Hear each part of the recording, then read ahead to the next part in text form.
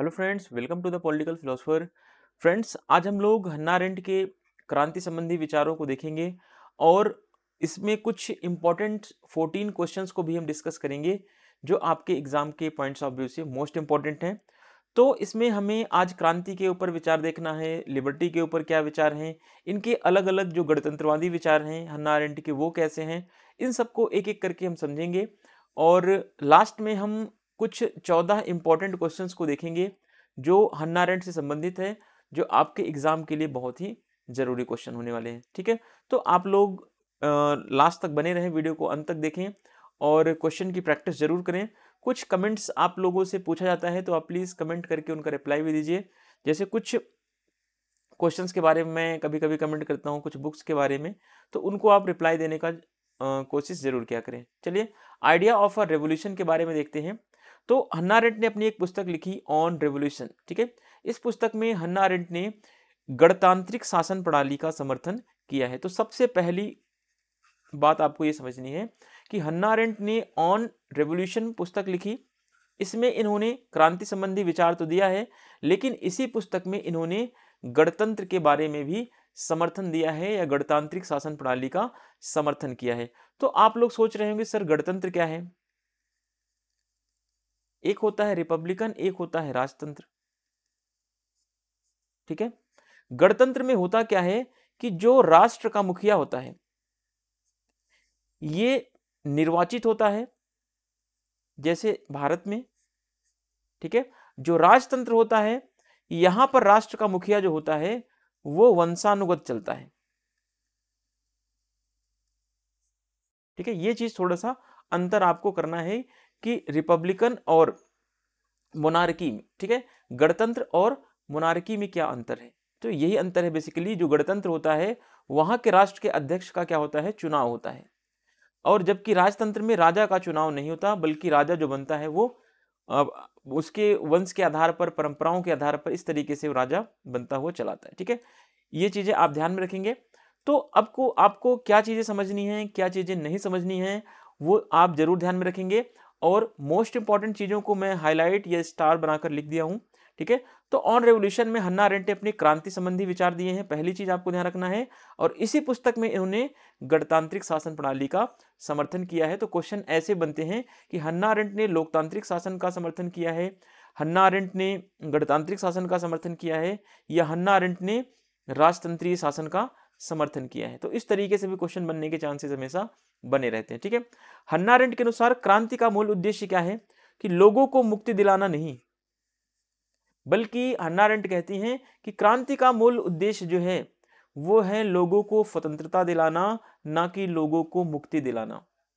ठीक है, अब इसी आधार पर जो है हन्ना अरेंट ने क्रांति का उल्लेख करते हुए हन्ना अरेंट ने कहा कि जो अमेरिका की क्रांति थी, अमेरिका की जो क्रांति थी वहां लोगों को उस क्रांति से स्वतंत्रता मिली। इसीलिए हन्ना अरेंट कहती हैं कि अमेरिका की क्रांति क्या थी, अच्छी क्रांति थी, बढ़िया क्रांति थी।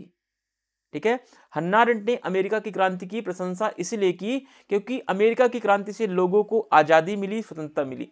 जबकि वहीं दूसरी तरफ हन्ना अरेंट ने फ्रांसीसी क्रांति की आलोचना करती हैं और कहती हैं कि फ्रांसीसी क्रांति में लोगों को मुक्ति मिलती है, लोग अपने जरूरतों को पूरा करने के लिए लगते हैं, यानी कि आवश्यकता को पूरा करते हैं।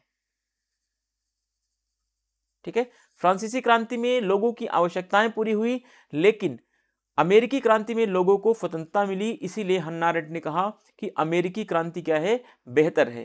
ठीक है, अगर ओवरऑल देखें तो ओवरऑल अगर एक कंक्लूजन आप निकालने का प्रयास करेंगे तो हन्ना अरेंट ने क्रांति का विचार अपने ऑन रिवोल्यूशन पुस्तक में दिया और इसी पुस्तक में गणतांत्रिक शासन प्रणाली का समर्थन किया।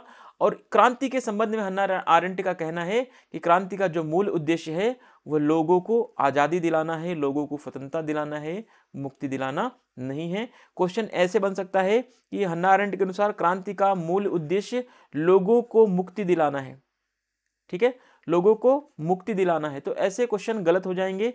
तो आपको क्वेश्चन कैसे बनते हैं एग्जाम में, कैसे नहीं बनते हैं, तो 4-5 चीजों को आपको समझ के चलना पड़ेगा। ठीक है, हालांकि जब मैं क्वेश्चन बनाऊंगा अलग से अपने तरीके से बनाऊंगा तो उसमें आपको बहुत ही डिटेल में, बहुत ही डीपली एक एक क्वेश्चंस को सॉल्व करवाऊंगा, एक एक क्वेश्चंस को पूरी तरीके से एक्सप्लेनेशन के साथ करवाऊंगा। लेकिन अभी जो फिलहाल हम 14 क्वेश्चन करेंगे वो भी इंपॉर्टेंट क्वेश्चन होंगे, बट इतने डीप में क्वेश्चन आपको देखने को नहीं मिलेंगे जितने डीप में मैंने अभी तक क्वेश्चन आपसे करवाए हैं। ठीक है, चलिए, in her book on revolution Arendt supported republican system of a government. ठीक है, इन्होंने republican system of a government को सपोर्ट किया है। ठीक है, according to her, Hannah Arendt के अकॉर्डिंग क्या है कि main purpose of revolution, revolution का मेन पर्पस क्या है, नॉट टू लिबरेट, लोगों को लिबरेट करना नहीं है, but to give the freedom, बल्कि लोगों को क्या दिलाना है, फ्रीडम दिलाना है। Main purpose of the revolution to give them the freedom. ठीक है, इतना क्लियर है, आगे बढ़ते हैं। हन्ना अरेंट ने फ्रांसीसी व अमेरिकी क्रांति में तुलनात्मक अध्ययन किया, दोनों क्रांति की इन्होंने स्टडी की। अब आपके सामने क्वेश्चन है कि अमेरिका की क्रांति कब हुई और फ्रांसीसी क्रांति कब हुई, और फ्रांसीसी क्रांति का मुख्य नारा क्या था। ठीक है, मुख्य स्लोगन, मेन स्लोगन क्या था फ्रेंच रेवोल्यूशन का। ठीक है, तो हन्ना अरेंट ने फ्रांस की क्रांति और अमेरिका की क्रांति, दोनों क्रांतियों का तुलनात्मक अध्ययन किया और अमेरिकी क्रांति को ज्यादा बेहतर माना। क्यों माना, क्योंकि इसमें व्यक्ति की स्वतंत्रता थी। ठीक है, अमेरिकी क्रांति में व्यक्ति की स्वतंत्रता को मूल स्थान दिया गया था, इसीलिए हन्ना अरेंट ने कहा कि अमेरिकी क्रांति सबसे बेहतर है। क्योंकि हन्ना अरेंट चाहती हैं कि लोगों को स्वतंत्रता मिले, ज्यादा से ज्यादा लोग एक्शन करें। ठीक है, और वहीं पर हिंसा को अस्वीकार कर दिया गया इस अमेरिकी क्रांति में। ठीक है, फिर हन्ना अरेंट ने अमेरिकी क्रांति को स्वच्छ क्रांति की संज्ञा दी। ये भी आपके लिए इंपॉर्टेंट है, खास करके उनके लिए जो बीपीएससी की तैयारी कर रहे हैं, खास करके पीजीटी या टीजीटी जो भी आप तैयारी कर रहे हैं बीपीएससी के लिए। ठीक है, तो आप छोटे छोटे क्वेश्चंस को ध्यान में रखेंगे। ठीक है, तो अब यहां पे समझने की बात क्या है कि अमेरिकी क्रांति को इन्होंने ज्यादा बेहतर माना। क्यों माना, क्योंकि इसमें व्यक्ति की आजादी पर, व्यक्ति की स्वतंत्रता पर बल दिया गया है और हिंसा को स्वीकार नहीं किया गया है। ठीक है, इसीलिए इन्होंने, हन्ना अरेंट ने अमेरिकी क्रांति को स्वच्छ क्रांति की संज्ञा दी है। इतना क्लियर है, आगे बढ़ते हैं। Aren't did a comparative study of the French and American revolutions and considered the American Revolution to be better because individual freedom यानी action was given prime importance in it and violence was rejected। ठीक है, क्योंकि American revolution में violence को reject किया गया और prime importance किसको मिला था, इंडिविजुअल्स के फ्रीडम को या एक्शन को प्राइम इंपॉर्टेंस दिया गया था। चलिए, aren't called the American revolution a clean revolution, ये भी इंपॉर्टेंट है, ध्यान रखेंगे। अब फ्रांसीसी क्रांति के बारे में हन्ना अरेंट का क्या मानना है, तो फ्रांसीसी क्रांति को कहती हैं कि यह आवश्यकता की कहानी थी। ठीक है, आवश्यकता की कहानी है। आवश्यकता मतलब लेबर के ऊपर यह डिपेंड थी जो फ्रांस की क्रांति हुई, जिसमें या जिसका मूल उद्देश्य क्या था कि समाज में पूर्ण सामाजिक व आर्थिक परिवर्तन था, जिसमें हिंसा का निर्माण हुआ। इसीलिए हन्ना अरेंट कहती हैं कि फ्रांसीसी क्रांति क्या रही, असफल रही। क्वेश्चन बन सकता है कि हन्ना अरेंट के अनुसार फ्रांसीसी क्रांति सफल रही, तो गलत हो जाएगा, क्योंकि हन्ना अरेंट ने कहा कि फ्रांस की क्रांति क्या हुई, असफल हो गई। क्यों, क्योंकि इसका मूल उद्देश्य क्या था, सामाजिक और आर्थिक परिवर्तन था, और इसमें हिंसा का सहारा लिया गया था, और इसमें कहीं भी व्यक्ति की स्वतंत्रता पर बल नहीं दिया गया था। इसमें फ्रांसीसी क्रांति में व्यक्ति की आवश्यकता को ध्यान में रखा गया था, व्यक्ति की आवश्यकता प्रमुख थी, न कि व्यक्ति की स्वतंत्रता। ठीक है, अब देखिए आगे, आवश्यकता पर अधिक बल देने के कारण ही उन्होंने मार्क्स की आलोचना भी की है। ठीक है, मार्क्स ने भी आवश्यकता पर अधिक बल दिया था। मार्क्स कहता है लोगों की जरूरतों को कैसे पूरा किया जाए, लोगों की आवश्यकताओं को कैसे पूरा किया जाए। मार्क्स के साम्यवाद की जो है आलोचक है ये, क्योंकि साम्यवाद में थी व्यक्ति अपनी क्षमता के अनुसार काम करेगा और व्यक्ति को उसकी आवश्यकता के अनुसार चीजें मिलेंगी। तो हन्ना अरेंट ने कहा कि जहां पे आवश्यकता होती है वो बेकार की चीजें होती हैं। ठीक है, तो हन्ना अरेंट का मूल उद्देश्य क्या है, एक्शन को प्रमोट करना, स्वतंत्रता को आगे बढ़ाना, या कह लें सार्वजनिक क्षेत्र में ज्यादा से ज्यादा भागीदारी को समर्थन देना, यह हन्ना अरेंट का मुख्य उद्देश्य रहा है। ठीक है, आपको समझ में अगर चीजें क्लियर हो रही हो तो प्लीज आप कमेंट जरूर करें। आपको ये क्लियर हो गया होगा कि फ्रांसीसी क्रांति असफल क्यों रही है, है ना। ये चीजें आप ध्यान से एक बार रिवीजन करें, बार बार पढ़ेंगे तो चीजें आपको अच्छे तरीके से क्लियर हो जाएंगी, ठीक है। The French revolution is a story of a necessity. French revolution क्या है? आवश्यकता की स्टोरी है, नेसेसिटी की स्टोरी है, जिसमें लेबर पर ज्यादा फोकस किया गया। इन विच द मेन ऑब्जेक्टिव, ठीक है, इस फ्रेंच रेवोल्यूशन का मेन ऑब्जेक्टिव क्या था? Main objective was completely social and economic change in the society, ठीक है। इसका मेन उद्देश्य क्या था? मेन ऑब्जेक्टिव था कि सोसाइटी में सोशल और इकोनॉमिक चेंजेस लाना था, ठीक है। और इसमें violence was created in it, that is a why it failed, ठीक है। इसमें वायलेंस क्रिएट हुआ, इसीलिए क्या थी? यह असफल हो गई या फ्रेंच रेवोल्यूशन फेल्ड हो गई, ठीक है। हन्ना अरेंट ही नहीं, शी, ठीक है, शी क्रिटिसाइज्ड, ठीक है, she criticised marks because of giving more emphasis on necessity. Marks ने नेसेसिटी पर ज्यादा फोकस किया, इसीलिए जो है हन्ना अरेंट मार्क्स की भी क्रिटिसिज्म करती हैं, मार्क्स की भी आलोचना करती हैं, ठीक है। आगे देखते हैं, कुछ कोटेशंस हैं, इनको आप याद रखेंगे। हन्ना अरेंट कहती हैं कि क्रांति तभी सफल होती है जब वह राजनीतिक रहती है तथा समाज यानी आर्थिक व सांस्कृतिक क्षेत्र तक विस्तारित नहीं होती है, ठीक है। इन्होंने कहा कि एक क्रांति सफल तभी मानी जाएगी जब वह केवल राजनीतिक क्षेत्रों में परिवर्तन करती है, ना कि आर्थिक क्षेत्रों में या सांस्कृतिक या सामाजिक क्षेत्र में, है ना। जबकि इन्होंने कहा कि फ्रांसीसी क्रांति ने क्या किया? आर्थिक क्षेत्र में परिवर्तन किया, सामाजिक सांस्कृतिक क्षेत्र में परिवर्तन किया, इसीलिए फ्रांस की क्रांति क्या हो गई? असफल हो गई, है ना। और अमेरिका की क्रांति सफल क्यों होती है? क्योंकि हन्ना अरेंट कहती हैं क्योंकि अमेरिका की क्रांति ने राजनीति में बदलाव किया, लोगों की स्वतंत्रता को बढ़ाया, जबकि फ्रांसीसी क्रांति सांस्कृतिक और आर्थिक क्षेत्र को आगे बढ़ाती है, सामाजिक क्षेत्र को आगे बढ़ाती है, ना कि लोगों की स्वतंत्रता को। तो ये कोटेशंस आप याद रखेंगे। इस कोटेशंस के संदर्भ में भी इन्होंने आलोचना फ्रांस की क्रांति की है, ठीक है। नेट में आया हुआ आई थिंक क्वेश्चन है, ध्यान रखेंगे आप। फिर नेक्स्ट हन्ना अरेंट का कोटेशन है, एक अति आमूलवादी क्रांति के दूसरे दिन रूढ़िवादी बन जाता है। एक अति आमूलवादी क्रांति के दूसरे दिन क्या बन जाता है? रूढ़िवादी बन जाता है। हन्ना अरेंट कहती है कि एक रेडिकल क्रांतिकारी जो होता है, एक दिन वह रेडिकल रहता है, लेकिन दूसरे दिन क्या हो जाता है? वह रूढ़िवादी बन जाता है।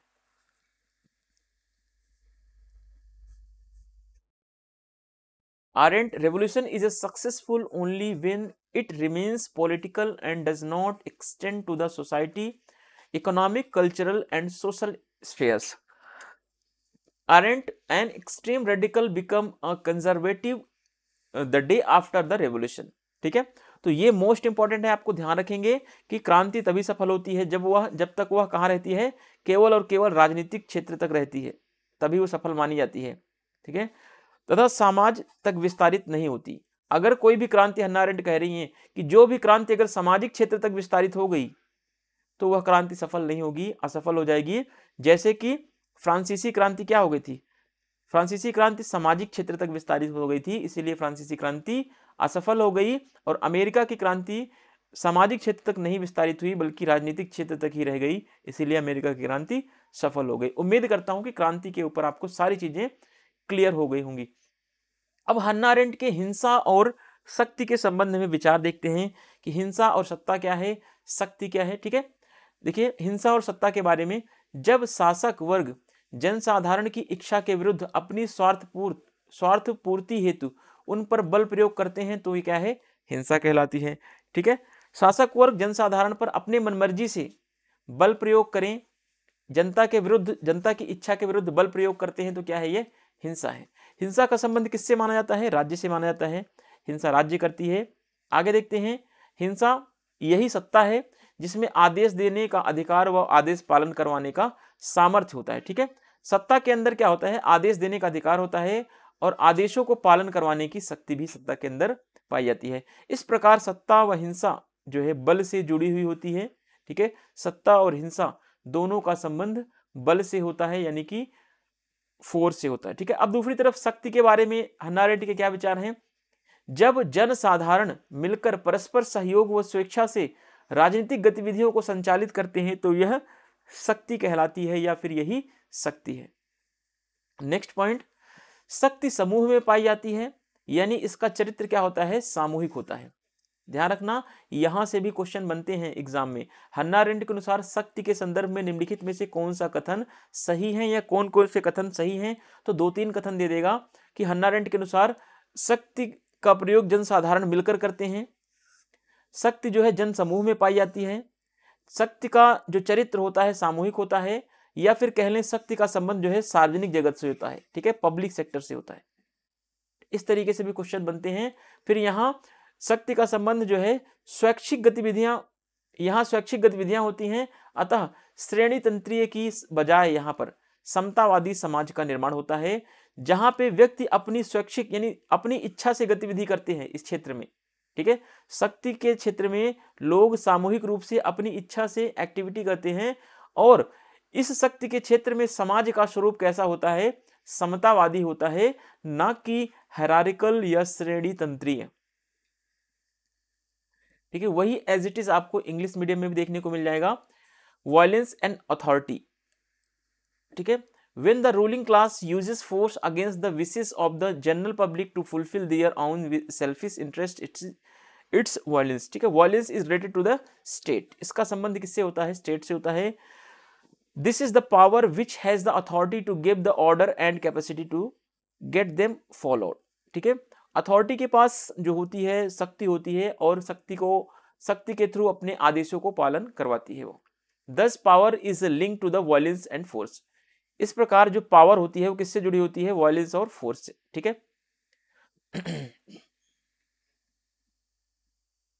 यहां पर अथॉरिटी होना चाहिए था, पावर का मतलब भी शक्ति होता है, अथॉरिटी, ठीक है। चलिए पावर के बारे में देखते हैं, यानी शक्ति के बारे में। When common people come together and voluntarily carry out political activities, this is power, ठीक है। इसमें कहा गया है कि जब कॉमन पीपल एक साथ मिलकर के कुछ ऐसी एक्टिविटी करते हैं या फिर इस वॉलेंट्री एक्टिविटी में पार्टिसिपेट करते हैं, तो क्या होता है, यही शक्ति कहलाती है। Power is found in groups, ठीक है। पावर हमेशा कहां पाई जाएगी, ग्रुप्स में पाई जाएगी। दैट इज, इसीलिए it is character is the collective, इसीलिए जो पावर का कैरेक्टर होता है, पावर का जो नेचर होता है वो कैसा होता है, पावर हमेशा कलेक्टिव होती है। Power is related to the public world, यानी कि ये क्या है, ये पब्लिक वर्ल्ड से हमेशा जुड़ी हुई होती है, ठीक है। Voluntary activities take place here hence an egalitarian society, जो ये लोग सामूहिक एक्टिविटी करते हैं, और इस वॉलेंट्री एक्टिविटी में क्या होता है, इसमें इगैलिटेरियन सोसाइटी पाई जाती है, बजाय किसके, हायरार्किकल सोसाइटी के बजाय इस सामूहिक एक्टिविटी में या वॉलेंट्री एक्टिविटी में इगैलिटेरियन सोसाइटी पर ज्यादा फोकस किया जाता है। अब देखिए समाज, मानव समाज को हन्ना अरेंट 2 पार्ट में डिवाइड करती हैं, ठीक है। एक कहती हैं जनसाधारण का समाज होता है, दूसरा शासक वर्ग, ठीक है। अब जो जनसाधारण होता है स्वैच्छिक सामूहिक भागीदारी करता है, यानी कि वॉलेंट्री मास पार्टिसिपेशन करता है, ठीक है। जनसाधारण क्या करता है, शक्ति को प्राप्त करता है इस सामूहिक भागीदारी के माध्यम से। जनसाधारण क्या करता है, राजनीतिक संस्थाओं का निर्माण करता है इस सामूहिक भागीदारी के माध्यम से। जनसाधारण जब सामूहिक भागीदारी करता है, यानी पब्लिक सेक्टर में जब पार्टिसिपेट करता है, चाहे वो राजनीतिक क्षेत्र हो चाहे कोई सा भी क्षेत्र हो, तो वो एक राजनीतिक संस्था का निर्माण भी करता है। आगे जहां पे जनसाधारण होता है वहां पे आपको समतावादी समाज देखने को मिलेगा, और यह जनसाधारण का जो समाज है यह हमेशा सार्वजनिक यानी पब्लिक वर्ल्ड से जुड़ा हुआ होगा, या कहने पब्लिक सेक्टर से जुड़ा हुआ होगा। वहीं पर शासक वर्ग की बात करें तो शासक वर्ग हमेशा बल प्रयोग मूलक कार्यवाही पर हमेशा फोकस करता है। शासक वर्ग जो है हमेशा हिंसा का सहारा लेता है। शासक वर्ग जो है सत्ता को प्राप्त करने में हमेशा लगा रहता है या सत्ता के निर्माण की बात करता है। शासक वर्ग का जो समाज होता है वो हमेशा, ये शासक वर्ग हमेशा हायरार्किकल सोसाइटी पर ज्यादा फोकस करते हैं, श्रेणी तंत्रीय समाज पर ज्यादा फोकस करते हैं। यानी कि एक समाज ऐसा होगा जो ऊपर से शासक वर्ग के पास ज्यादा शक्तियां होंगी और नीचे जनसाधारण के पास कम शक्तियां होंगी।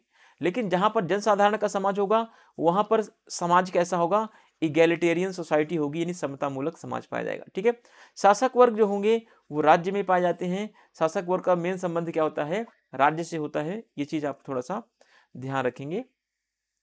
अब हन्ना अरेंट के कुछ स्टेटमेंट हैं, इनको ध्यान में रखेंगे। अरेंट कहती हैं जहां यथार्थ शक्ति अनुपस्थित हो वहां रिक्त स्थान की पूर्ति के लिए हिंसा उभर कर आ जाता है। ठीक है, जहां पर यथार्थ शक्ति अनुपस्थित हो वहां पर रिक्त स्थान को पूरा करने के लिए हिंसा उभर कर सामने आ जाती है। ठीक है, यानी कि कहने का मतलब है कि जहां पे रियल पावर नहीं होता है वहां पे कौन आ जाता है, उस रियल पावर को भरने के लिए हिंसा सामने आ जाती है। हन्ना अरेंट का दूसरा स्टेटमेंट है केवल शक्ति ही वैध सत्ता का निर्माण कर सकती है, तो ये भी ध्यान रखेंगे। हन्ना अरेंट का अगला स्टेटमेंट है हिंसा शक्ति को नष्ट कर सकती है, इसका सृजन नहीं कर सकती। ठीक है, हिंसा के बारे में कहती हैं कि शक्ति को नष्ट करती है हिंसा, और हिंसा जो है शक्ति का सृजन नहीं करती बल्कि शक्ति को नष्ट करती है। Arendt, where real power is absent, violence emerges to fulfill the void. Arendt, only power can create legitimate power. Arendt, violence can destroy power, not create it. अब हन्ना अरेंट का राजनीति का रचनात्मक सिद्धांत देखते हैं। कंस्ट्रक्टिव थियरी ऑफ पॉलिटिक्स के बारे में देखते हैं, इन्होंने क्या बातें की हैं। हन्ना अरेंट की मृत्यु के बाद 2005 में, ठीक है, उनकी एक लेख प्रकाशित होती है जिसका नाम है द प्रॉमिस ऑफ पॉलिटिक्स। इस लेख में आरेंट ने राजनीति के रचनात्मक सिद्धांत की व्याख्या की है। ठीक है, अब देखते हैं कि इस सिद्धांत के अनुसार राजनीति शब्द का दो तरीके से प्रयोग अलग अलग अर्थों में होता है। ठीक है, जो रचनात्मक सिद्धांत है हन्ना अरेंट का, इन्होंने इस सिद्धांत के माध्यम से राजनीति शब्द का प्रयोग दो अलग अलग अर्थों में किया है। दो अलग अलग अर्थ राजनीति के कौन कौन से हो सकते हैं उसको हम देखते हैं। ठीक है, after the death of Hannah Arendt, one of her article was published in 2005, the promise of politics. In this article Arendt had explained the constructive theory of politics. According to this theory the world politics is used in two different senses. अब देखते हैं कि हन्ना Arendt ने जो destructive या constructive theory दी है, constructive theory of politics जो दिया है इन्होंने, इसमें दो डिफरेंट सेंसेस कैसे निकलते हैं पॉलिटिक्स का खास करके। तो इन्होंने बताया कि पहला जो निकलता है हित स्पष्टीकरण व शक्ति संघर्ष के रूप में राजनीति का दो अर्थ निकलता है। दूसरा निकलता है परस्पर सहायता व सहयोग के रूप में राजनीति। ठीक है, तो अब इन्होंने अपनी जो कंस्ट्रक्टिव थ्योरी दी है, जो रचनात्मक सिद्धांत दिया है हन्ना अरेंट ने, उसमें बताया कि राजनीति का दो अर्थ होता है। ठीक है, इसको मैं थोड़ा सा एक हेडिंग बना दूंगा ऊपर, राजनीति के दो अर्थ। ठीक है, तो पहला बताया कि हित स्पष्टीकरण व शक्ति संघर्ष के रूप में राजनीति का पहला अर्थ समझते हैं क्या है। हन्ना अरेंट ने इसे मानवीय मामलों का सबसे निम्नतर स्तर कहा है, जिसमें लोग अपने हित को स्पष्ट करने में लगे रहते हैं, जिसमें लोग शक्ति को प्राप्त करने में लगे रहते हैं। ठीक है, हन्ना अरेंट कह रहे हैं राजनीति का दो अर्थ होता है। एक अर्थ होता है कि लोग अपने हितों को प्राप्त करने में लगे रहते हैं, लोग शक्ति प्राप्त करने में राजनीति में लगे रहते हैं। तो हन्ना अरेंट इसको कहती है ये सबसे बेकार कंडीशन है। ठीक है, मानवीय मामलों का ये सबसे निम्नतर स्तर है, इसको बोला इन्होंने। और दूसरी तरफ हन्ना अरेंट कह रही है कि राजनीति में लोग परस्पर सहायता और सहयोग के रूप में राजनीति को आगे बढ़ाते हैं, जो ये क्या है, सबसे बेस्ट फॉर्म है। ठीक है, अभी एक एक करके हम समझेंगे। तो सबसे पहले निम्नतर स्तर को देखते हैं, जिसमें लोग राजनीति में केवल अपने हितों की बात करते हैं, वही कि अपना काम बनता भाड़ में जाए जनता। ठीक है, तो ये बात जब जहां पे आ जाती है तो हन्ना अरेंट कह रही है ये सबसे बेकार कंडीशन होती है। ठीक है, हन्ना अरेंट ने मानवीय मामलों में सबसे निम्नतर माना, जिसमें राजनीति में लोग अपने हितों को केवल अपने हितों को देखते हैं और केवल शक्ति प्राप्त करने में हमेशा लगे रहते हैं। दूसरा, इस निम्नतर स्तर पर राजनीति में शासक और शासित, ठीक है, यानी जनता और सरकार के पारस्परिक संबंधों को प्रकट करती हैं। दूसरी बात ध्यान रखना कि जो हन्ना अरेंट ने हित स्पष्टीकरण और शक्ति संघर्ष के रूप में जिस राजनीति की बात की है, उस राजनीति में इन्होंने शासक और जनता के बीच कैसे पारंपरिक संबंध रहे हैं उसको इन्होंने दर्शाया है इसमें। और इसी हित स्पष्टीकरण और शक्ति संघर्ष के रूप में इसमें शासक अपने वर्चस्व को बनाए रखने के लिए स्वार्थ, धोखा, झूठ, प्रोपेगेंडा का सहारा लेते रहते हैं, ये भी इन्होंने बताया है। यह राजनीति का घिनौना स्वरूप माना है इन्होंने। सच्चरित्र व नैतिक व्यक्ति ऐसी राजनीति से दूर ही रहते हैं, ऐसा हन्ना आरेंट का मानना है। ठीक है, अब देखिए हन्ना आरेंट का राजनीति का जो रचनात्मक सिद्धांत है, मेन आप क्या पढ़ रहे हैं कि राजनीति का रचनात्मक सिद्धांत। मैं आपको थोड़ा सा यहां पर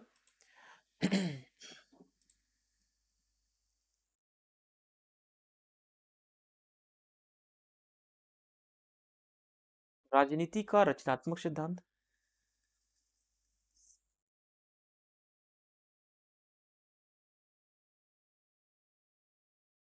इन्होंने इसको दो पार्ट में बांटा है। एक बोला है कि शक्ति प्राप्त करने में लोग लगे रहते हैं, वह अपने हितों की पूर्ति।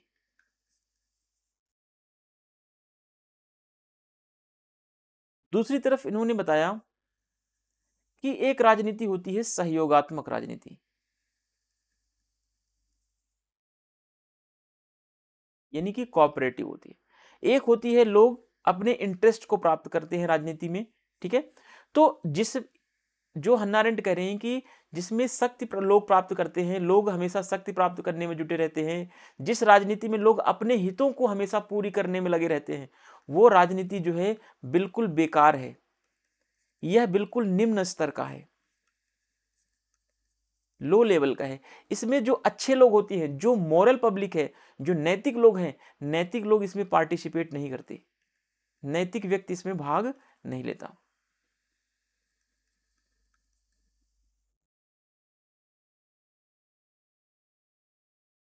ठीक है, तो नैतिक व्यक्ति इसमें नहीं भाग लेगा, सीधी सी बात हन्ना अरेंट का कहना है। अब दूसरी तरफ ये सहयोगात्मक राजनीति क्या है, यह हायर लेवल है, यह राजनीति का उच्चतर स्तर है। ठीक है, इसमें हन्ना अरेंट कह रहे हैं कि लोग ज्यादा से ज्यादा एक दूसरे से सहयोग करते हैं, ये इसमें नैतिक गुणों का विकास होता है।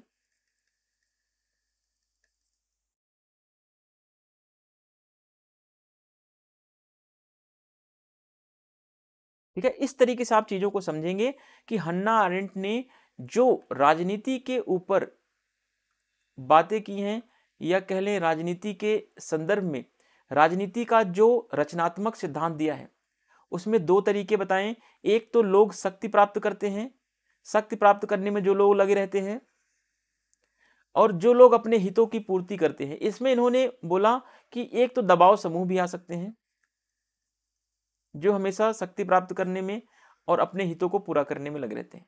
ठीक है, दूसरी तरफ इन्होंने बताया कि सहयोगात्मक राजनीति भी होती है, जो राजनीति का दूसरा स्वरूप है। ये इसको इन्होंने अच्छा माना, इन्होंने कहा यह क्या है, बेहतर है। तो इस तरीके से आप चीजों को समझेंगे राजनीति का रचनात्मक सिद्धांत क्या है।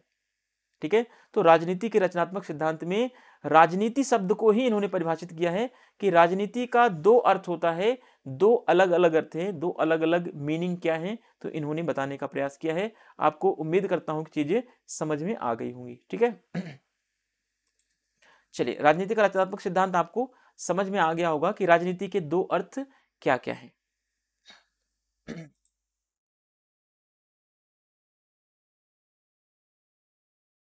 यहां पे भी राजनीति के दो अर्थ लिख देता हूं। ठीक है, दो अर्थ आपको समझ में आ गए होंगे। पहला तो हित स्पष्टीकरण और शक्ति संघर्ष के रूप में, यानी कि लोग शक्ति प्राप्त करने में लगे रहते हैं। दूसरा है परस्पर सहायता व सहयोग के रूप में राजनीति जो होती है। अब इसको समझते हैं, यह मानवीय मामलों का सबसे उच्चतम स्तर है, सबसे बढ़िया लेवल है ये। इसके माध्यम से सामूहिक कार्यवाही होती है, भ्रातृत्व व सामूहिक जीवन की आनंद की प्राप्ति होती है। यह राजनीति का यह पक्ष स्वतंत्रता से जुड़ा हुआ होता है। ठीक है, इसमें जो है ये स्वतंत्रता की बात होती है, ये स्वतंत्रता से जुड़ा हुआ है, क्योंकि लोग इसमें सामूहिक एक्शन करते हैं। ठीक है, मिलजुल कर क्या करते हैं, कलेक्टिव एक्शन करते हैं, और सामूहिक रूप से एक दूसरे की सहायता करते हैं, एक दूसरे के साथ मिलकर पार्टिसिपेट करते हैं।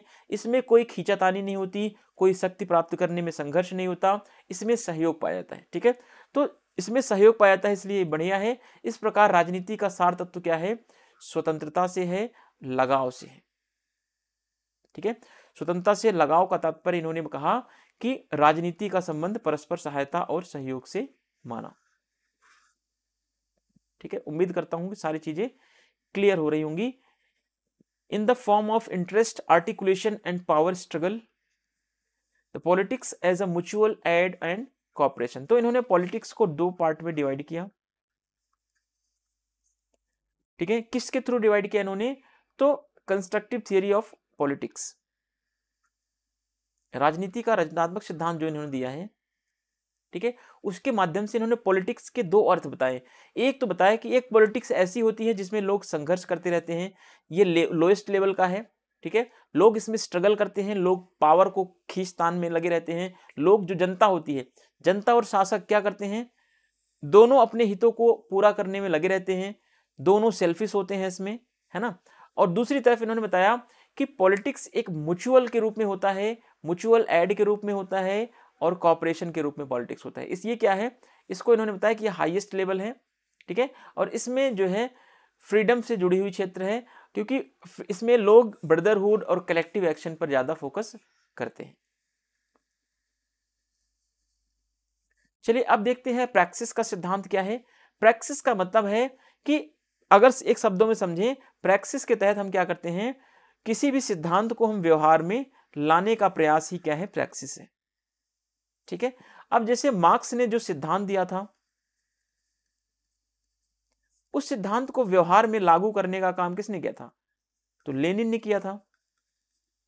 ठीक है, तो ये क्या है? ये भी एक प्रैक्सिस का सिद्धांत है कि किसी भी विचार को, किसी भी सिद्धांत को आप व्यवहार में कैसे ला सकते हैं, उसको यही प्रैक्सिस का सिद्धांत कहलाता है। अब देखिए कौन कौन से ऐसे थिंकर्स थे जो प्रैक्सिस को मानते थे, प्रैक्सिस की अवधारणा को वे बिलीव करते थे। अरस्तु, कार्ल मार्क्स, ग्राम्सी आपने पढ़ा था, और हन्ना अरेंट भी प्रैक्सिस को मानती हैं। ठीक है, अब प्रैक्सिस के तहत क्या है कि सिद्धांत को व्यवहार में ढाला जाता है। कोई भी सिद्धांत हो उसको व्यवहार में हम कैसे ला सकते हैं, इसके ऊपर प्रैक्सिस में फोकस किया जाता है। ठीक है, इसीलिए हन्ना अरेंट ने सार्वजनिक कार्यवाही व व्यवहार को आवश्यक मानती हैं। ठीक है, हन्ना अरेंट प्रैक्सिस के थ्रू कहा कि सार्वजनिक कार्रवाई और व्यवहार जो है ये बहुत ही आवश्यक है। अगर हमें प्रैक्सिस को यूज करना है, अगर हमें किसी भी चीज को, जैसे मान लीजिए कोई कानून बना है, संसद का कोई कानून है कि इसमें जनता पार्टिसिपेट करेगी, लेकिन वास्तविक रूप में जनता कहीं भी पार्टिसिपेट नहीं करती। तो जब तक जनता सार्वजनिक कार्यवाही में भाग नहीं लेगी, जब तक पार्टिसिपेट नहीं करेगी, तब तक जो है कोई भी चीज व्यवहार में लागू नहीं होगा, है ना। तो जरूरी क्या है, जैसे देखो कि आज सरकार चाहती है कि जो ग्राम प्रधान का चुनाव होता है, अगर ग्राम प्रधान में जो महिलाएं चुनी जाती हैं, महिलाएं सार्वजनिक क्षेत्र में आए और अपना योगदान दे। लेकिन होता क्या है व्यवहार में कि महिलाएं नहीं आती, बल्कि उन महिलाओं के पति आते हैं सामने और व्यवहारिक चीजों को इंप्लीमेंट करते हैं। ठीक है, तो ये चीजें आपको ध्यान रखनी है कि किसी भी चीज के सिद्धांत को, उसको व्यवहार में कैसे इंप्लीमेंट करें। सिद्धांत को व्यवहार में लागू करना ही क्या है? प्रैक्सिस कहलाता है। ठीक है, चलिए theory of praxis, like Aristotle, Karl Marx and Gramsci, Arendt also believes in the praxis, under which theory is moduled into practice। इस थियरी के तहत हम क्या करते हैं? थियरी को हम प्रैक्टिस में लाते हैं। ठीक है, therefore Arendt considers public action and practice to be essential। इसको ध्यान में रखते हुए हन्ना अरेंट ने कंसीडर किया है कि पब्लिक एक्शन बहुत ही इसेंशियल है, बहुत ही जरूरी है। ठीक है, हन्ना अरेंट ने प्राचीन यूनानी चिंतक प्लेटो की आलोचना में लिखा। ठीक है, आप देखो प्लेटो की आलोचना करती हैं ये, हन्ना अरेंट ने प्लेटो की आलोचना की। जबकि देखिए क्या आलोचना करते हुए क्या लिख कर कह रही हैं कि वह ऐसा विचारक था जिसने व्यवहार की अपेक्षा सिद्धांत को ज्यादा महत्व दिया।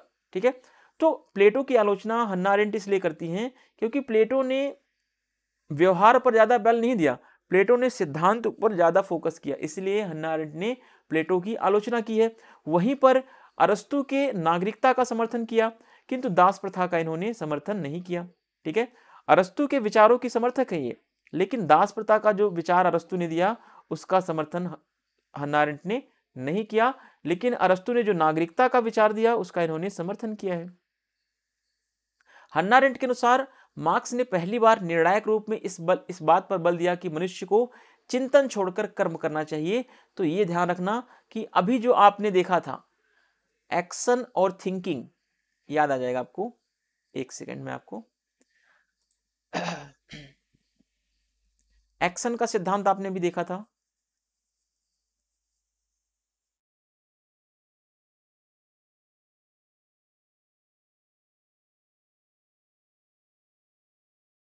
एक्शन का सिद्धांत भी आपने देखा था। तो हन्ना अरेंट ने आपने देखा कि एक्शन को 2 पार्ट में डिवाइड किया था, एक्शन और थिंकिंग।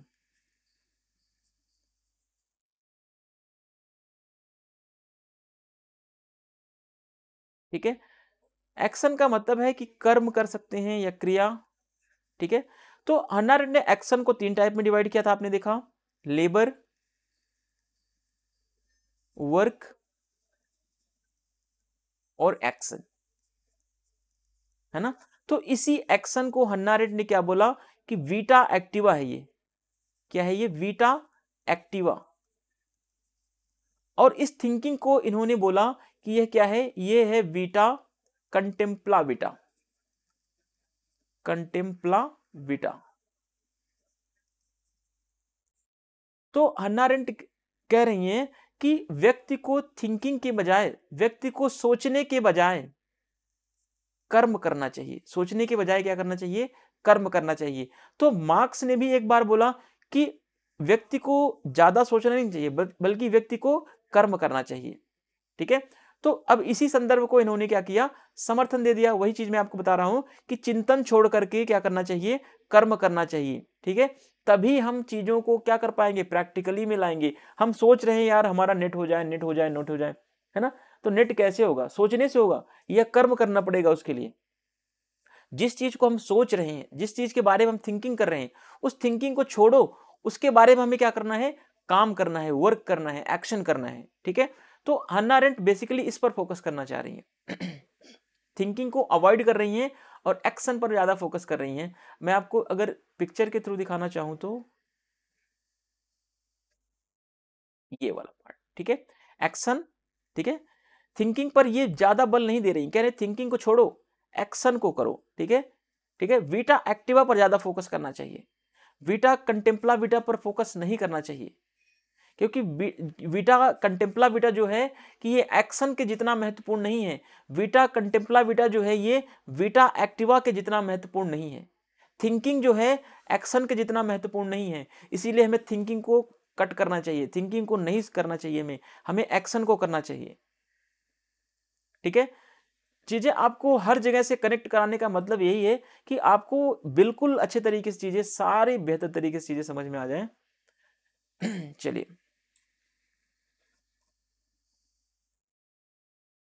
आपका प्रैक्टिस, चलिए अब इसमें देखते हैं। In her criticism of ancient Greek thinker Plato, Plato के आलोचना में इन्होंने लिखा, प्लेटो की क्रिटिसिज्म किया इन्होंने कि he was a thinker who gave the more importance to the theory.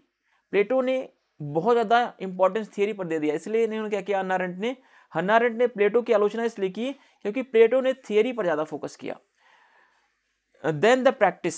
ठीक है, प्रैक्टिस की बजाय थियरी को इन्होंने ज्यादा इंपॉर्टेंस दिया। ठीक है, जबकि अरिस्टोटल सपोर्टेड सिटीजनशिप, जबकि इन्होंने अरिस्टोटल की सिटीजनशिप को सपोर्ट किया हन्ना अरेंट ने, लेकिन जो अरस्तु की दास प्रथा थी, जो अरस्तु का स्लेवरी का सिद्धांत था, कॉन्सेप्ट था, उसका इन्होंने समर्थन नहीं किया। According to Arendt, Marx was the first time to decisively emphasized that man should give up thinking and act। ठीक है, मार्क्स ने पहली बार ऐसा निर्णय लिया, डिसिसिव किया कि मैन को क्या करना चाहिए? एक इंसान को हमेशा थिंकिंग को गिव अप करना चाहिए, थिंकिंग को गिव अप करो और एक्शन को एक्सेप्ट करो। चलो आगे देखते हैं। हन्ना अरेंट समुदायवादी विचारक हैं, समुदायवादी और गणतंत्रवाद पर इनके क्या विचार हैं? तो ये भी अभी आपको मैंने ऊपर ही पढ़ाया था, अभी जस्ट आज की वीडियो में ही। ठीक है, द जो ऑन रेवोल्यूशन जो हमने अभी देखा बुक इनकी, ठीक है, कम्युनिटेरियन एंड रिपब्लिकन व्यूज इनके क्या हैं? यह स्पष्ट है कि हन्ना अरेंट फांसीवाद की प्रबल विरोधी थी। इन्होंने फांसीवाद का समर्थन कतई नहीं किया, फांसीवाद का इन्होंने विरोध किया है। इन्होंने व्यक्तिगत स्वतंत्रता को अत्यधिक महत्व दिया है, ठीक है, परंतु व्यक्ति को सदैव नैतिक और सामुदायिक प्राणी माना है। इन्होंने कहा कि व्यक्ति क्या है, सदैव नैतिक और सामुदायिक प्राणी है। भले व्यक्ति फांसीवादी बन जाता है, भले व्यक्ति फांसीवाद का समर्थन करने लग जाता है, लेकिन फिर भी व्यक्ति कैसा होता है, नैतिक और सामुदायिक प्राणी होता है। तो ये हन्ना अरेंट का विचार है समुदायवाद के ऊपर, ठीक है। हन्ना अरेंट कह रही है कि व्यक्ति कैसा होता है, सदैव नैतिक होता है और सामुदायिक भी होता है। जैसे विचार, अब देखो अरस्तु के विचार भी समुदायवाद के ऊपर हैं। अरस्तु को भी हम समुदायवाद में रख सकते हैं, क्योंकि अरस्तु ने कहा कि राज्य और समाज के बाहर या तो व्यक्ति रह सकता है या तो दानव, या तो देवता रह सकता है या तो दानव, ठीक है, व्यक्ति तो रह नहीं सकता। तो समुदायवाद, समुदाय इतना महत्वपूर्ण है कि समुदाय व्यक्ति की जीवन की सारी आवश्यकताओं को पूरा कर सकता है। तो ये भी समुदाय को महत्व देती हैं, इसलिए समुदायवादी विचारक भी हैं। पर ये रूढ़िवादी विचारक भी हैं। रूढ़िवाद में खास करके समकालीन रूढ़िवादी या कह ले कंटेम्प्रेरी कंजर्वेटिज्म से ये जुड़ी हुई है। It is clear that Hannah Arendt was a strong opponent of a fascism, ठीक है। She gave a great importance to individual freedom, but she always consider a person as a moral and communal being, ठीक है। तो communal कह रही है person होता है, पर्सन हमेशा ऑलवेज मोरल होता है। तो ये सब विचार जो है हन्ना अरेंट के समुदायवाद और व्यक्ति के ऊपर है। अब देखिए नेक्स्ट पॉइंट, व्यक्ति प्रधान या अणुवादी समाज की ये आलोचना की इन्होंने। जैसे कि उदारवादियों ने अणुवादी समाज का समर्थन किया,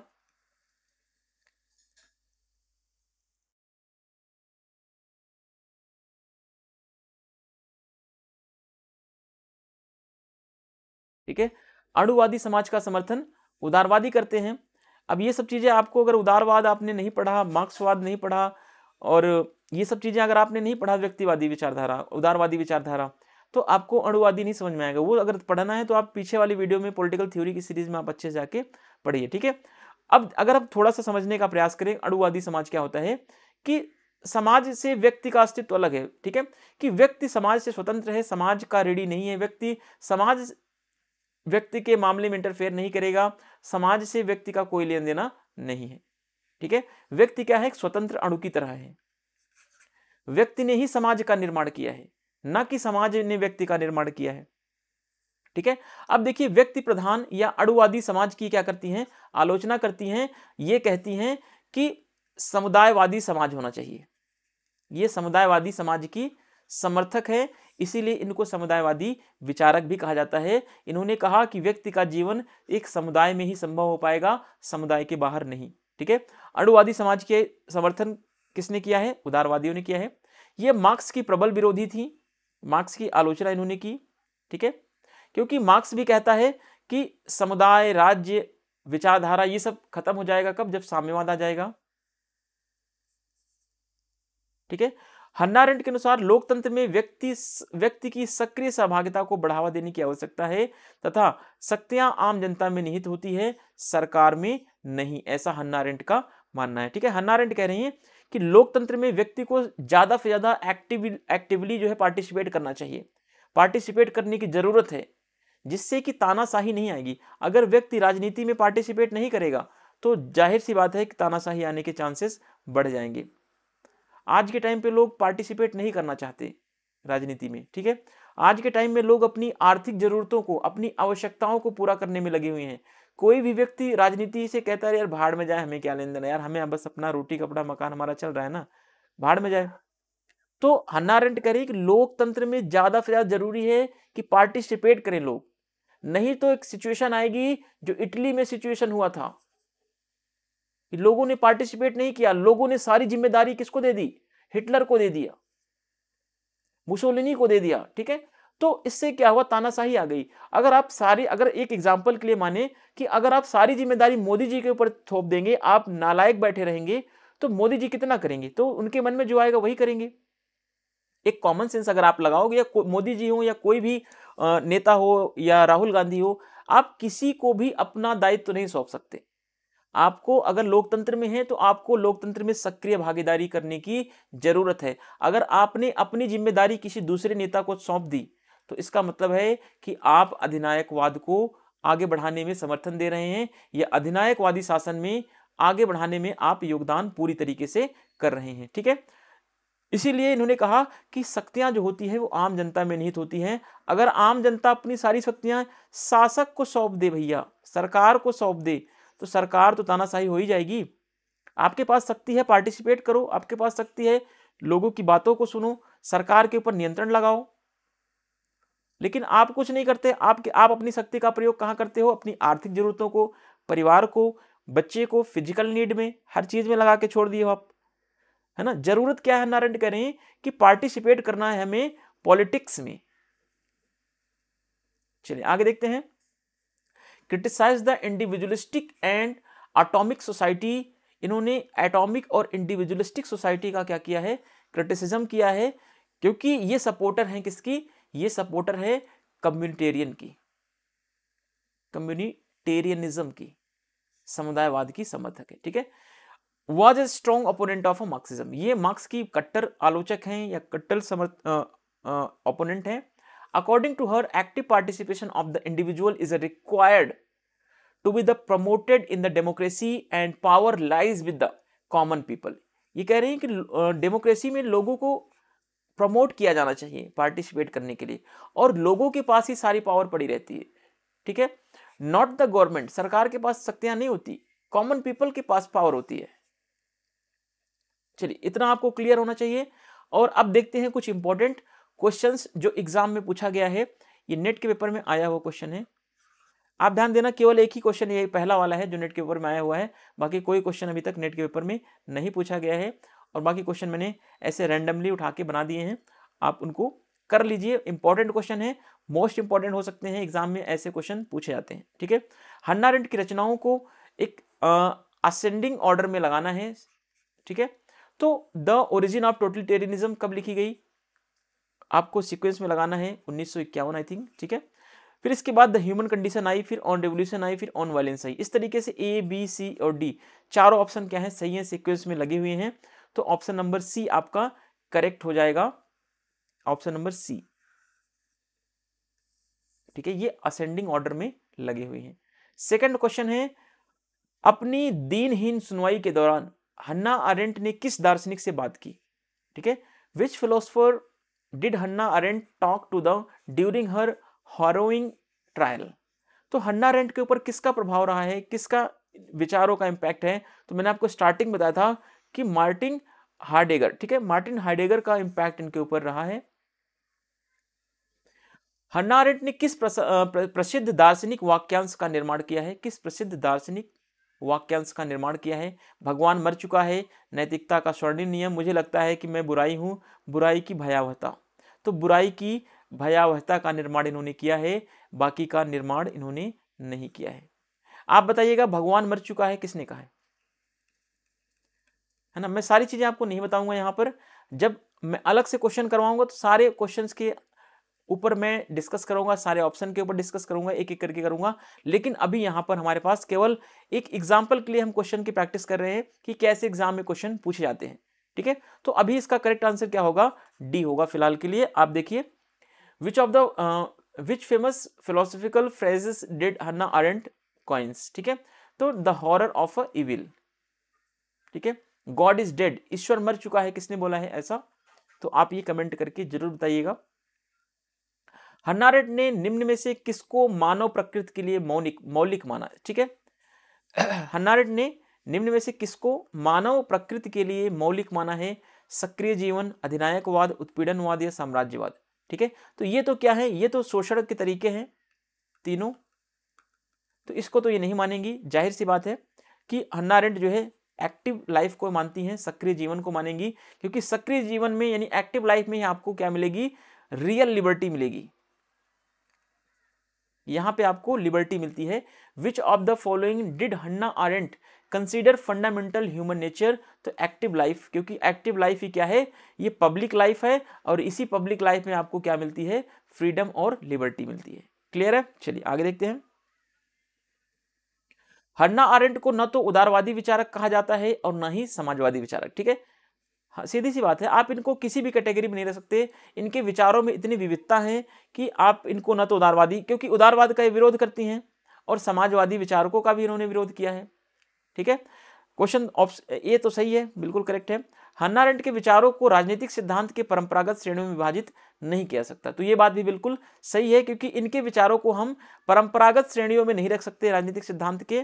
तो ये भी करेक्ट है। इस हिसाब से ऑप्शन ए और बी दोनों सही है, और बी ए की व्याख्या भी कर रहा है। तो इस तरीके से ए वाला ऑप्शन सही हो जाएगा। Hannah Arendt is a neither called the liberal nor a socialist thinker.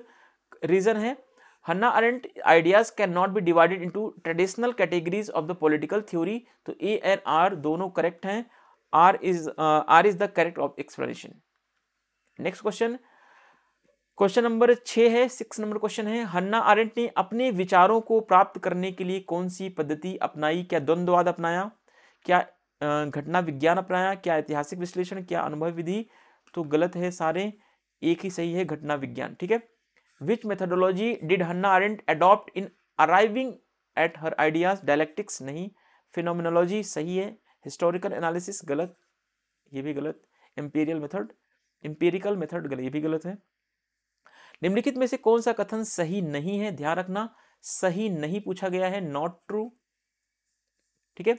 Aren't ने अपनी सोच को बाधाओं के बिना सोचने के रूप में वर्णित किया है, यह भी सही हो सकता है। अभी देखते हैं कौन सा गलत है। ठीक है। अब देखो नहीं है, तो अब इसमें से हमें निगेटिव सेंटेंस खोजना है, जो इसमें निगेटिव होगा वही क्या हो जाएगा? गलत हो जाएगा।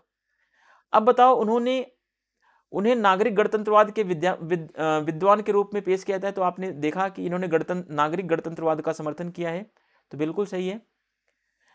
हन्ना अरेंट ने अपनी सोच को बाधाओं के बिना सोचना, तो ये क्या है कि आप अगर कुछ सोच रहे हैं तो उसके लिए बाधा होना जरूरी नहीं है। ठीक है। हन्ना अरेंट ने कहा कि सोचने, थिंकिंग क्या है कि बाधाओं के बिना सोचना। अगर हम कुछ चीज कर रहे हैं, कुछ चीज सोच रहे हैं, तो उसमें बाधा नहीं आनी चाहिए। तो बिल्कुल सही है, क्योंकि बाधा लाता कौन है? अधिनायकवाद लाता है। तो ये भी सही है, और बी वाला भी सही है। सी वाला देखते हैं, उन्होंने अपनी रचना में अमेरिकी क्रांति और लोकतंत्र में यूएसए की आलोचना की। तो गलत, इन्होंने अमेरिकी क्रांति की आलोचना नहीं बल्कि समर्थन किया है, बल्कि प्रशंसा की है। तो यही वाला स्टेटमेंट क्या हो जाएगा? करेक्ट हो जाएगा। ठीक है। उन्होंने नाजीवाद और स्टालिनवाद की आलोचना की, तो बिल्कुल की है इन्होंने, नाजीवाद, फांसीवाद, स्टालिनवाद, इन सब की आलोचना की है। ठीक है। खास करके नाजीवाद और स्टालिनवाद की आलोचना की है। लेकिन स्टालिन के मरने के बाद जो सोवियत संघ में शासन आता है उसकी आलोचना ये नहीं करती है, ध्यान रखना। केवल स्टालिनवाद की आलोचना करती हैं और नाजीवाद की आलोचना करती हैं। Which of the following is not true? Arendt describe her thinking as a thinking without constant. तो ये भी सही है कि थिंकिंग का मतलब क्या है कि थिंकिंग विदाउट कंस्टेंट, यानी बिना किसी नियंत्रण के, बिना किसी रोक टोक के आप थिंकिंग कर सकें, यही वास्तविक या रियल थिंकिंग है। ठीक है। She can be introduce as a scholar of a civic sorry republicanism. तो ये भी सही है।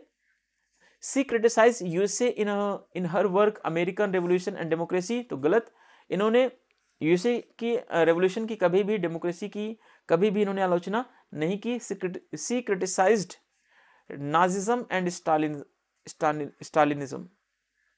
तो बिल्कुल सही है। कुछ टर्म्स ऐसे होते हैं जो बहुत बोलने में थोड़े से कॉम्प्लिकेटेड होते हैं। ठीक है। चलिए, तो ऑप्शन नंबर सी वाला सही हो जाएगा, करेक्ट। बाकी सारे ऑप्शन क्या हैं? गलत है। ठीक है। हन्ना अरेंट के अनुसार अधिनायकवादी राज्य की कौन सी विशेषताएं होती हैं? अधिनायकवादी राज्य की, ठीक है, तानाशाह और विचारधारा का प्रयोग, हिंसा अपने आप में एक लक्ष्य बन जाती है, राज्य आत्मा को भी नियंत्रित करने का प्रयास करता है। तो उपरोक्त सभी क्या हो जाएगा? सही है। सभी विशेषताएं जो है अधिनायकवादी राज्य की मानी जाती हैं। What are the characteristics of a totalitarian state according to Hannah Arendt? To use the terror and ideology, बिल्कुल सही है। Violence becomes an end itself, बिल्कुल सही है। The state attempts to control even the soul, ये भी सही है। All of the above, तो all of the above is the correct answer. Hannah Arendt ने विचारधारा की आलोचना क्यों की, है ना? Why did Arendt criticized ideology? विचारधारा एक मिथक पर आधारित है। विचारधारा वैज्ञानिक सोच है जो सामाजिक विज्ञान से असंगत है। विचारधारा मनुष्य को निष्क्रिय बनाती है। विचारधारा मानवीय सोच का विस्तार करती है। तो क्यों इसकी आलोचना की गई? ठीक है। तो हन्ना अरेंट ने कहा, हन्ना अरेंट की आलोचना इसलिए की जाती है, हन्ना अरेंट ने विचारधारा की आलोचना इसलिए की क्योंकि इन्होंने कहा विचारधारा क्या है? एक मिथक पर आधारित है। शूडो इन्होंने बोला था, एक छद्म विचारधारा, छद्म। ठीक है, आपको दिखा दूंगा डाउट हो। हन्ना अरेंट ने विचारधारा के ऊपर इनकी आइडिया क्या है, कहाँ है, ये देखो यहाँ पे आपको मिलेगा। हन्ना अरेंट के अनुसार विचारधारा क्या है, एक छद्म वैज्ञानिक दृष्टि है, ठीक है। तो इन्होंने विचारधारा की इस आधार पर आलोचना की है।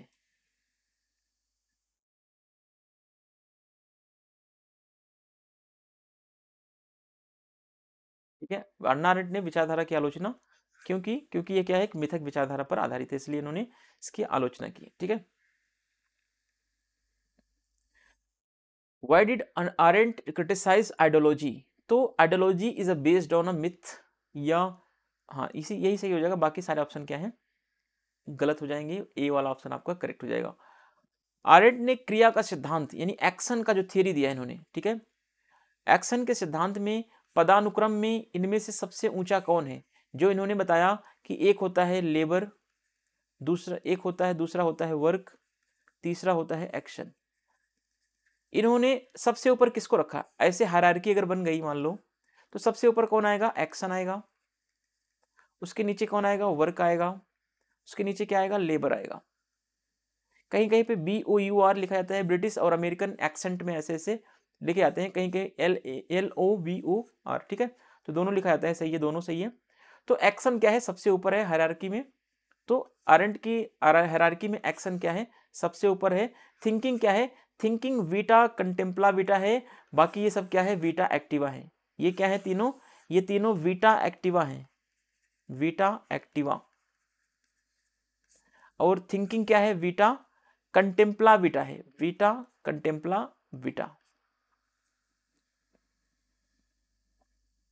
उम्मीद करता हूँ कि क्वेश्चन भी आपको अच्छे लग रहे होंगे। अभी तक शायद आपने ऐसे क्वेश्चन की प्रैक्टिस नहीं की होंगी या पहले कभी करी होंगी, है ना। चलिए, आरेंट के अनुसार एक व्यक्ति मानव स्थिति कब प्राप्त करता है, कब व्यक्ति ह्यूमन कंडीशन में आता है,